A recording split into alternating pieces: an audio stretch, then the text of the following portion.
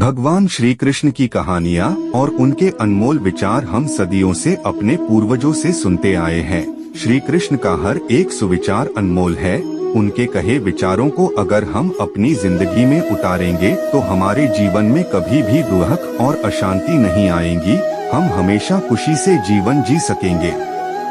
भगवान श्री कृष्ण के विचार, चाहे वह श्रीमद् भागवत गीता के अनमोल विचार हो या फिर किसी कहानी में सुने हो, आज के जमाने के लिए भी उतने ही अनुरूप और योग्य है।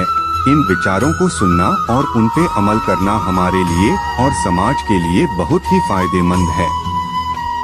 किसी व्यक्ति का कहा हुआ कोई कोट हो या फिर कोई मोटिवेशनल कोट्स हो, उनका सही उपयोग करने के बाद ही हमें उनका असली मतलब समझ में आता है। पारिवारिक विचार आज के इस वीडियो में आपके लिए भगवान श्री कृष्ण के सर्वश्रेष्ठ अनमोल विचार लेके आया है। इसी तरह के वीडियो को देखने के लिए पारिवारिक विचार चैनल को जरूर सब्सक्राइब करें। तो चलिए बिना देर किए शुरू करते हैं आज के वीडियो को। प्रभु श्री कृष्ण ने गोपियों के साथ बहुत सी लीला की है। श्री कृष्ण गोपियों की मटकी फोड़ते और माखन चुराते और गोपियां श्री कृष्ण का उलाहना लेकर यशोदा मैया के पास जाती। ऐसा बहुत बार हुआ। एक बार की बात है कि यशोदा मैया प्रभु श्री कृष्ण के उलाहनों से तंग आ गई और छड़ी लेकर श्री कृष्ण की ओर दौड़ी। जब प्रभु ने अपनी मैया को क्रोध में देखा तो वह अपना बचाव करने के लिए भागने लगे। भागते भागते श्री कृष्ण एक कुम्हार के पास पहुँचे। कुम्हार तो अपने मिट्टी के घड़े बनाने में व्यस्त था, लेकिन जैसे ही कुम्हार ने श्री कृष्ण को देखा तो वह बहुत प्रसन्न हुआ। कुम्हार जानता था कि श्री कृष्ण साक्षात परमेश्वर हैं। तब प्रभु ने कुम्हार से कहा कि कुम्हार जी, आज मेरी मैया मुझ पर बहुत क्रोधित है। मैया छड़ी लेकर मेरे पीछे आ रही है। भैया, मुझे कहीं छुपा लो। तब कुम्हार ने श्री कृष्ण को एक बड़े से मटके के नीचे छिपा दिया।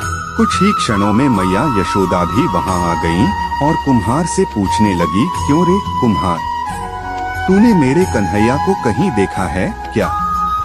कुम्हार ने कह दिया, नहीं मैया, मैंने कन्हैया को नहीं देखा। श्री कृष्ण यह सब बातें बड़े से घड़े के नीचे छुपकर सुन रहे थे। मैया तो वहां से चली गईं। अब प्रभु श्री कृष्ण कुम्हार से कहते हैं, कुम्हार जी, यदि मैया चली गई हो तो मुझे इस घड़े से बाहर निकालो। कुम्हार बोला, ऐसे नहीं प्रभु जी, पहले मुझे 84 लाख यानियों के बंधन से मुक्त करने का वचन दो। भगवान मुस्कुराए और कहा, ठीक है, मैं तुम्हें 84 लाख योनियों से मुक्त करने का वचन देता हूँ। अब तो मुझे बाहर निकाल दो। कुम्हार कहने लगा, मुझे अकेले नहीं प्रभु जी, मेरे परिवार के सभी लोगों को भी 84 लाख योनियों के बंधन से मुक्त करने का वचन दोगे तो मैं आपको इस घड़े से बाहर निकालूंगा। प्रभु जी कहते हैं, चलो ठीक है, उनको भी 84 लाख योनियों के बंधन से मुक्त होने का मैं वचन देता हूँ। अब तो मुझे घड़े से बाहर निकाल दो। अब कुम्हार कहता है, बस प्रभु जी, एक विनती और है, उसे भी पूरा करने का वचन दे दो तो मैं आपको घड़े से बाहर निकाल दूंगा। भगवान बोले, वो भी बता दे, क्या कहना चाहते हो? कुम्हार कहने लगा, प्रभु जी, जिस घड़े के नीचे आप छुपे हो उसकी मिट्टी मेरे बैलों के ऊपर लाद के लाई गई है। मेरे इन बैलों को भी 84 के बंधन से मुक्त करने का वचन दो। भगवान ने कुम्हार के प्रेम पर प्रसन्न होकर उन बैलों को भी 84 के बंधन से मुक्त होने का वचन दिया। प्रभु बोले, अब तो तुम्हारी सब इच्छा पूरी हो गई, अब तो मुझे घड़े से बाहर निकाल दो। तब कुम्हार कहता है, अभी नहीं भगवंत, बस एक अंतिम इच्छा और है, उसे भी पूरा कर दीजिए। और वह यह है, जो भी प्राणी हम दोनों के बीच के इस संवाद को सुनेगा उसे भी आप 84 लाख योनियों के बंधन से मुक्त करोगे। बस यह वचन दे दो तो मैं आपको इस घड़े से बाहर निकाल दूंगा। कुम्हार की प्रेम भरी बातों को सुनकर प्रभु श्री कृष्ण बहुत खुश हुए और कुम्हार की इस इच्छा को भी पूरा करने का वचन दिया।